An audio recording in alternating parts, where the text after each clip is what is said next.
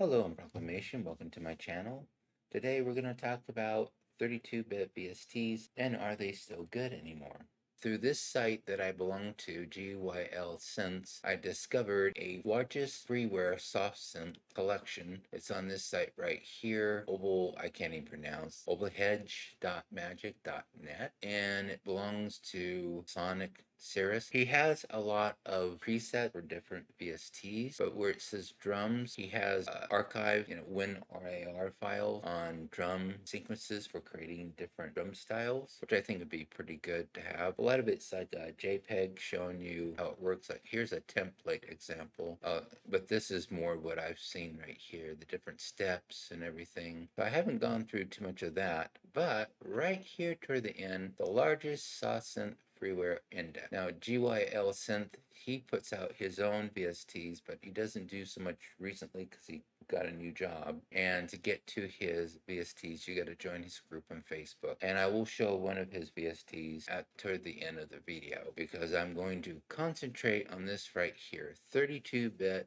VST. Are they still worth anything anymore? Everyone's into 64-bit now. Personally, for myself, I have quite a few older VSTs that are 32 that are still usable. Each of these have to be downloaded together, and then you have to unarchive it once you got all 20 of them. When you go to download, you're going to go to mega.nz. Down at the bottom is where you would download. Be aware that you can only do so much before you hit a limit. I got to like volume 9, and then it said I had to come back like 5 hours and 20 minutes later. The next morning, I downloaded some more, then I had to go grocery shopping. When I came back, then I finished it up. And they'll let you know you need to put it on an external drive and then archive it. The reason why is I did the first RAR and the second one and thought that maybe they might be separate from one another. That's how I found out you had to have all 20. And so if I try to delete one of these, it said, do you want to delete this folder? And then it won't let me. And the reason it won't let me is because the folder structure is too many letters or numbers for Windows. So what you have to do is you have to go and rename the directory. I'll name this one like 1. And then if I go to delete, it's gone.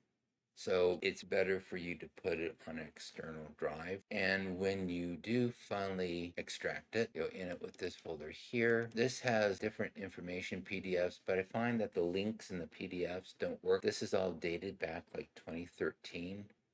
In 2012, 2013, I collected 1,831 freeware synthesizers. Now 2021, and many of these freeware synthesizers are no longer available. This is what you end up with. This is what you want, the 9.6 gigabytes. And there's a lot, quite a lot. And one consideration with VST32 is that you have to bridge it on a 64-bit system. I haven't had any problems. In fact, I've been having some problems with 64-bit software not working properly more than 32-bit. But a lot of these still play pretty darn good sounds. Some of them are kind of like FX effects. So we're going to go through Reaper and pick a few of them and just play some sounds and just give you a general idea of some of them. Okay, now that we're in Reaper, I went through the different VSTs and looked for anything that looked kind of like familiar and saw if I had it on my system. And I did have some of them on my system. There's 8 of them. And then the ninth one's going to be the GYL Synth. It's called Danny. It's a bass VST, just to show you what that sounds like. So the first one we're going to do is called Alieno by Acrobat. It looks weird. And what I'm going to be using my mini MPK here. It's not the new version. It's the previous version, but I'm going to use it for playing keyboard. Otherwise, I'd be reaching on over for my longer keyboard that I use.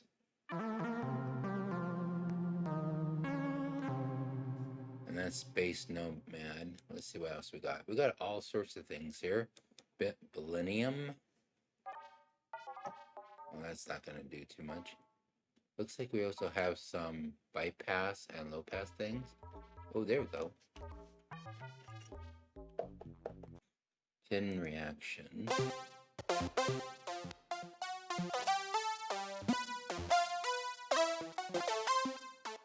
Thought I got some good sounds out of this. That's why I picked it. Elephant Celebrate.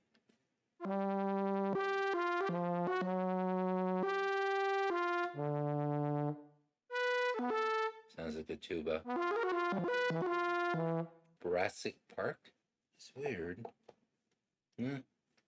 Nothing out of that one. I guess some of these don't work.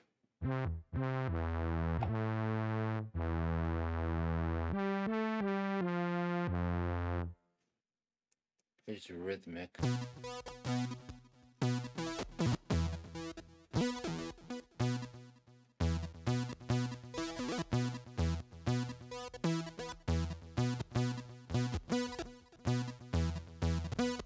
Some of them are going to have some weird sounds. Okay, so we had fun with that one. Let's do Transcender. It has some interesting sounds.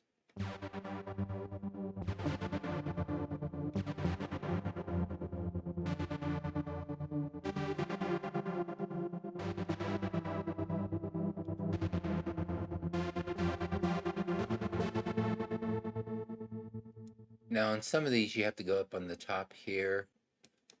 I don't know how it would work on other DAWs. This is how it works in Reaper.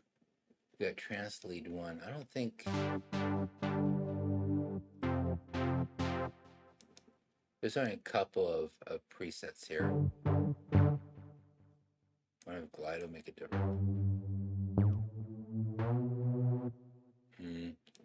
Not very interesting. You have an LFO here.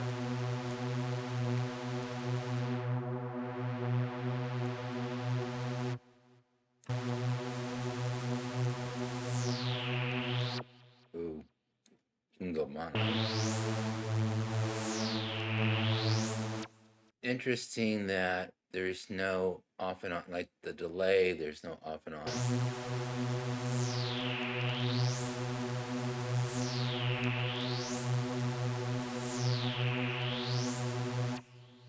Let's see what else we got here. Pluck string.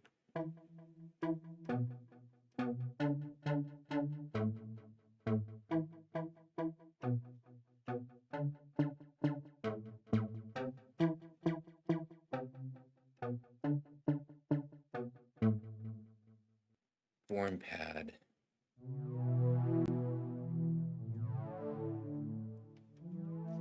And I can go octave up.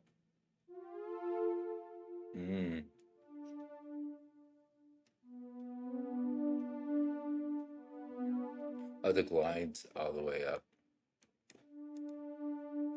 I like the sound, but I don't like the glide.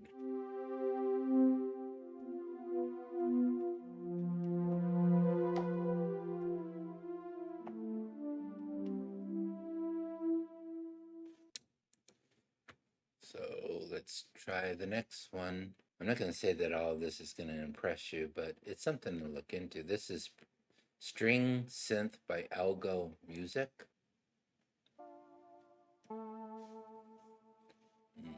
Might not be able to hear it as well as the others. Let's see what we got here. See if I can bring up the volume on this. There we go.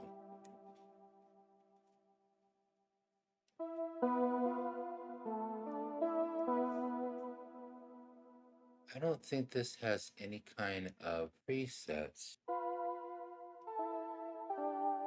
So this is kind of like going to be a one preset thing, and then you just would play with all the different stuff.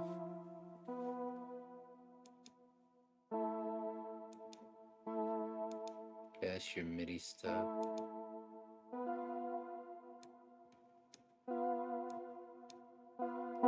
That's vibrato.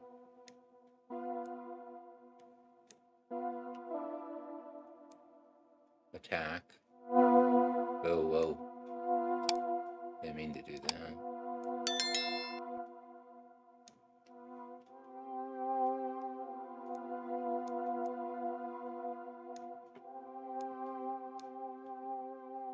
Your filter.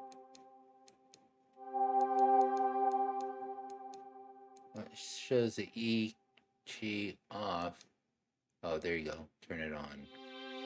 Ooh.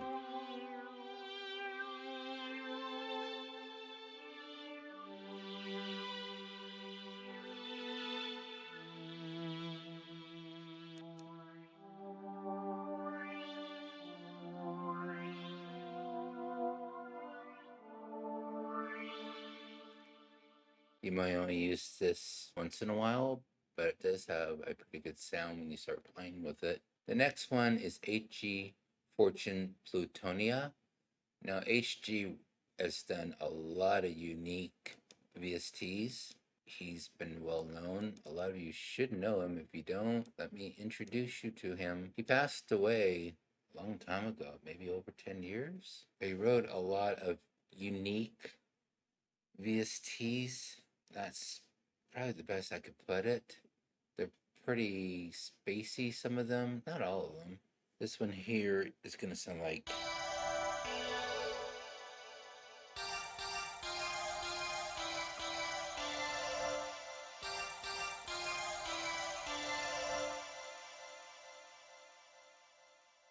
You have two banks. Each of these banks you can hit and you can mix up different sounds. I think they are SF2 files, which are SoundFront files. You can also load right here down the bottom. If I click that, it'll show those two there. I don't know if it. Oh yeah, it'll let you. If you hit the arrow, it'll show you all those, or you can load your own underlayered bass. Let's find something else. This Temptation Behind the Bush.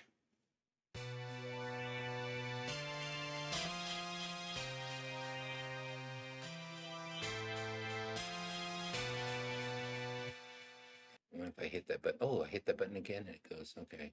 Unstable Morphosis. He gets real spacey on his VSTs. Hidden Nowhere. No, that's not what I want.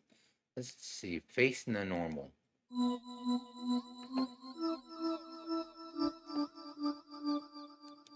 I think his whole idea was to create unique VSTs. So that's Plutonia. This next one is Sequin by Andy M. And it's a sequencer. So when I go to play something, it's going to play a pattern. Oh, wait a minute. That's a little too loud there. Let's see if this works.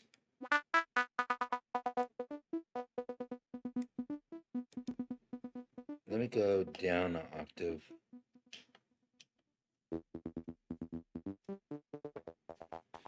And that's all that this is. It's just a sequencer. So you're going to get some that might actually be like a sample player of sound fronts or wave files. And you might be able to do some interesting things with it. Now, if I want to stop the art part of it, you could say I hit run and then it'll just let me play the sounds. I don't know what too much you can do with this one.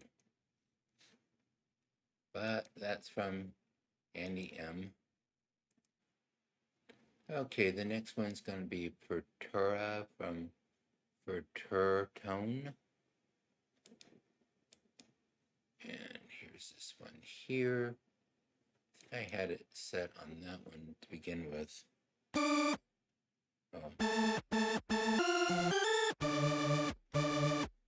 Might want to lower the volume a little bit.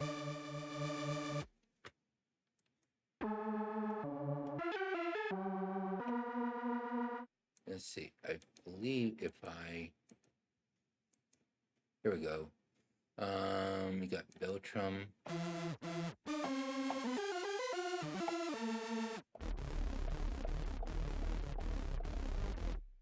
I'm playing with the pads to get the lower sounds. Lead 64. Yes. Now, maybe to blend that in the background with another synth, you can create it like your own synth. Here's Polly.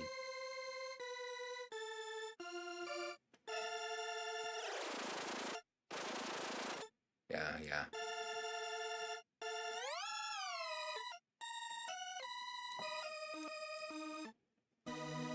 Oh, there we go.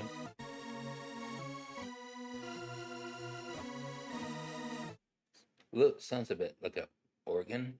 There's all sorts, as you can see here. There's a lot here. I mean, I gotta give them credit. Raver.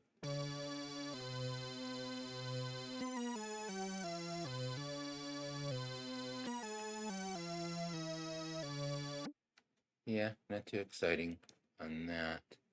Let's try the pads. Here's Blur.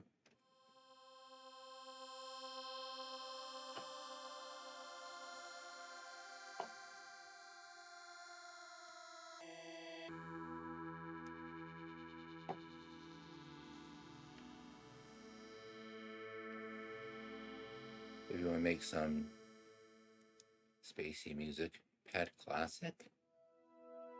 Ooh.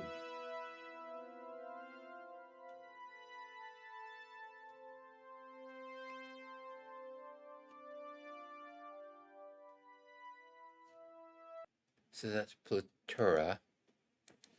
Okay, this next one is AM Wave Drum by Angular Momentum.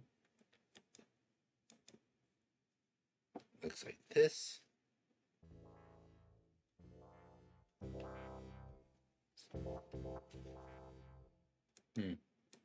Let's see what we got here. I should put there, and Zion can take the.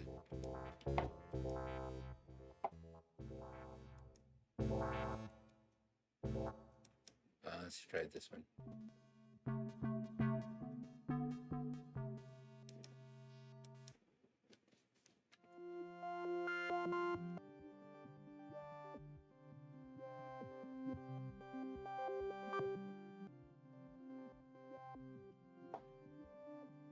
Kind of a backwards sounds. Let's find something. Well, here's a bass.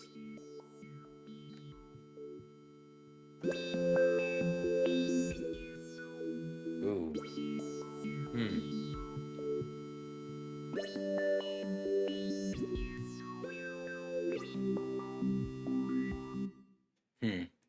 Kind of has a rhythmic to it, spacey. This is kind of like one, but I like the spaciness of this one though. The only thing is, I'm gonna try my other one here.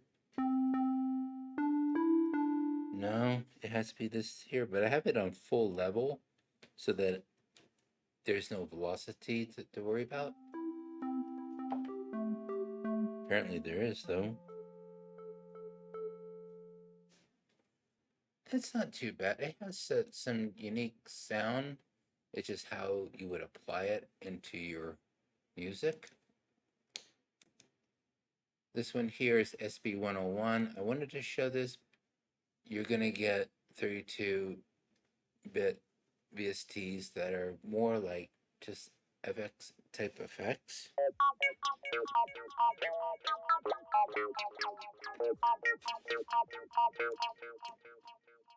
Here, let's put that there.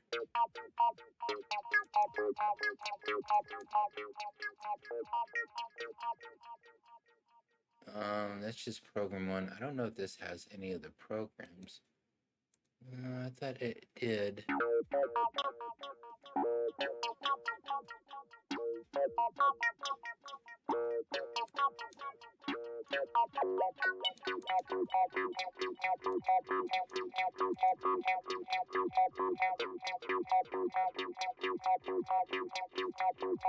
If you take the ARP chain and raise it up, it just keeps on going. Let's see, I get back down to 1. Oh, there we go. You can speed it up.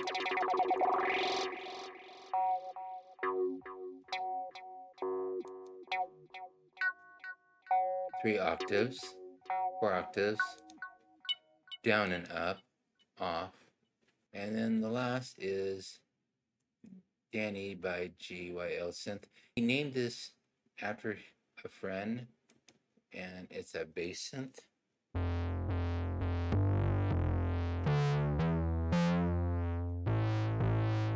Oh, I'm not being too loud on it. That's angry bass. Sub bass. I like the sub bass. SQR bass.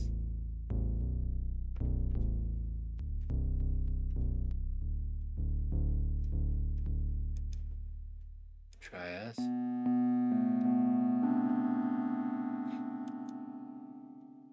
Froggy bass. Here's Cordy. A lot of it is bass sounds.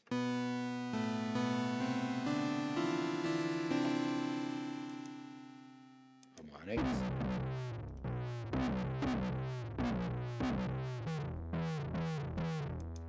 A little too much low end on that one, I think. Oh, it's pretty.